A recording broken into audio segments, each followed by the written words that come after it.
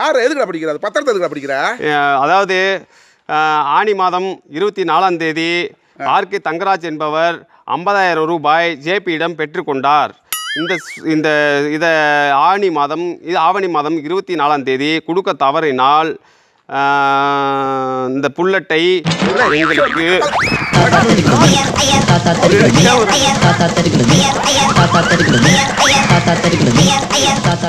காசு எப்படி கொடுப்பேன் அப்படின்னா எது இவரை சொல்றேன் பாந்துருமா இருனே நான் அவன்கிட்ட பேசல இவர்கிட்ட பேசிக்கிறீங்க. அந்த காசு தப்பான விஷயம்டா. ஏய் கருப்பு சட்டை என்னண்ணே? கருப்பு சட்டை அவ்வளோதான் உனக்கு மரியாதை. கருப்பு சட்டை நாம ஆடுறா